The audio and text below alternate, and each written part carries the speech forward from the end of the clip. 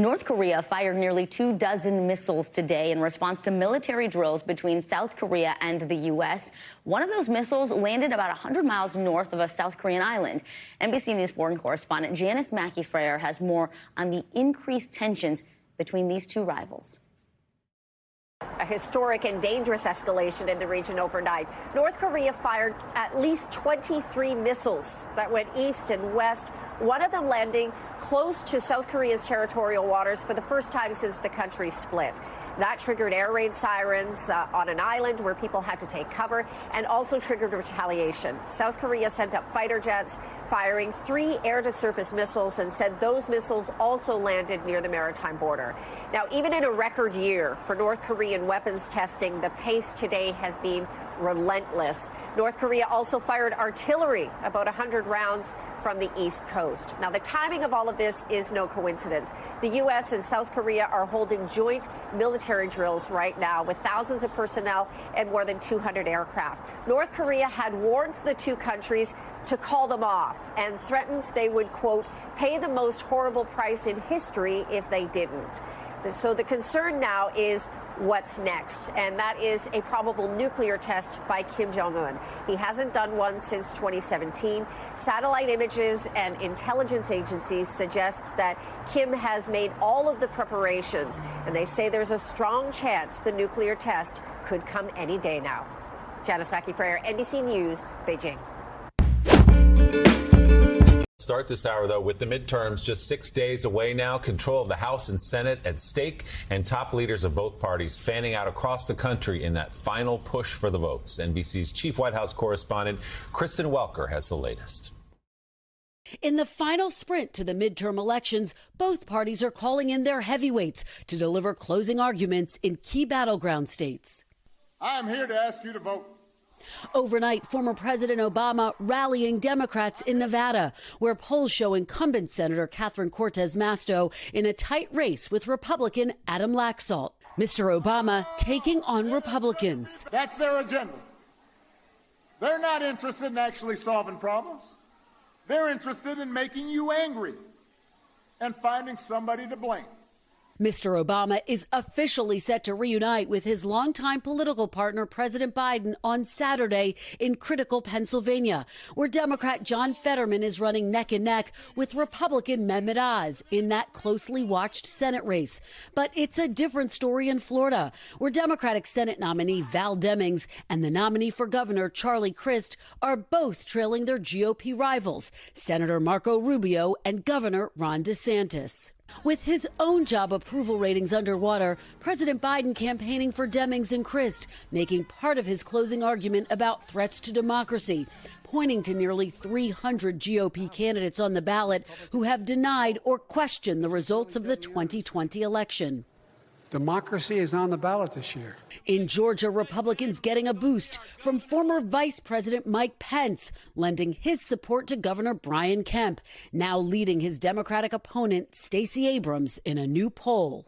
We got to re-elect Brian Kemp. But the Georgia Senate race is still fiercely competitive, despite numerous revelations rocking the contest in the last month, with Republican Herschel Walker and Democratic Senator Raphael Warnock deadlocked, a sign that control of Congress is still very much up for grabs and could come down to all-important independent and undecided voters, with less than a week to go until the midterms. NBC's Kristen Welker reporting there a ton of early vote in Georgia, too. It'll be interesting to see which way that breaks. Yeah. Record-breaking. And by the way, we talked about this before when we heard all about Jim Crow 2.0. And what did we say?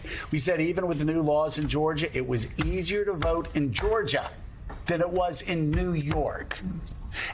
And what's the early vote showing?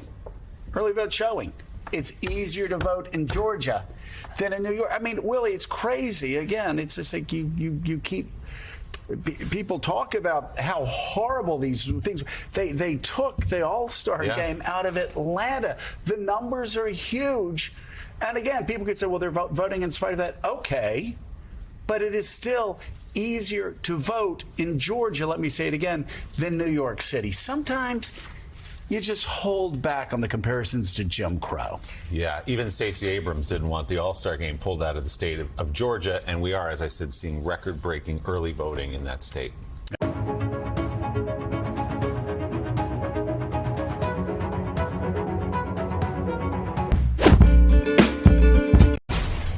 This morning, we are learning Capitol Police security cameras captured the break-in at House Speaker Nancy Pelosi's home, which eventually led to the brutal attack against her husband, Paul. This was first reported by the Washington Post.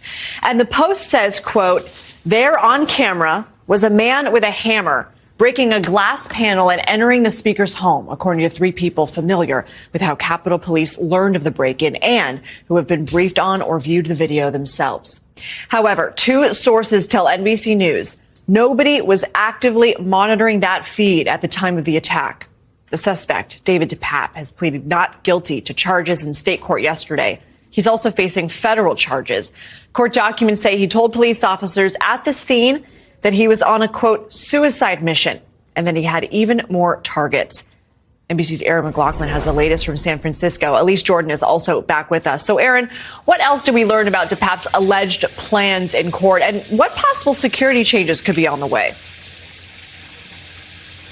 Hey, Lindsay. Well, yesterday's court hearing was brief, lasting less than 15 minutes. During the proceedings, 42-year-old David DePape appeared wearing an orange jumpsuit, his arm in a sling.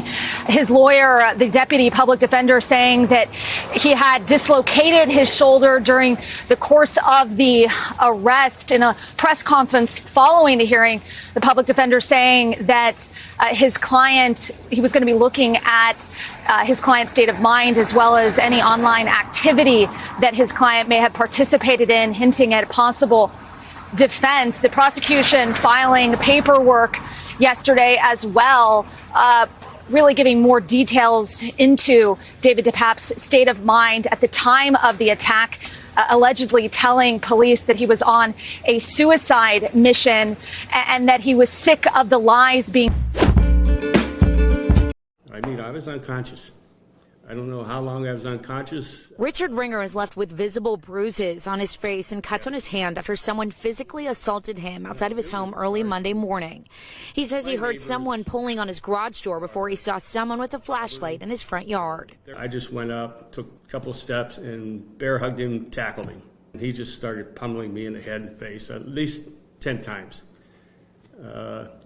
Knocked me out. Ringer is the House Democratic candidate for the 51st District. This was just the latest incident Ringer has been dealing with. Just in the last 3 weeks, he's had a message spray painted on his garage door and a brick thrown through a back door window. You know, you don't get used to it, but nothing really surprises me. I'm surprised this happened, but really not totally unexpected that something would happen. Getting close to the election day. Ringer says while he's not sure if the incidents are all connected, he believes they're likely politically motivated. I cannot definitively connect all 3 dots and say it's related to the campaign. I'm suspicious, very suspicious. Yeah. The escalation of targeted events has him obviously upset but motivated more than ever. I have nothing to hide. Why do this? Now let's take you to China, where the authorities have ordered a coronavirus lockdown in the area around the world's biggest iPhone plant. This is days after workers there were seen fleeing because of strict COVID rules on site. Let's go straight to our Asia Business Hub. Our correspondent Katie Silver is there. Katie, what's the latest? Yes, Sally. So this has all emerged within about the last hour. And what we're hearing really is that this region in Zhengzhou is going into lockdown for at least a week. What that means is people can't leave their homes. They're being encouraged to work from home, no cars on the street. And for workers there, it does potentially mean more confinement. Now, we all remember these scenes that we saw earlier this week. Workers, scores of workers fleeing the factory. It employs around 200,000 people. That makes about 70% of the world's iPhones. And what we've heard, for example, is that the scenes there are quite miserable. Low amounts of food, not enough water, people being confined to their rooms in order to eat. Now, we've heard from the company also in the last 24 hours saying that they're going to increase bonuses to workers who continue to work.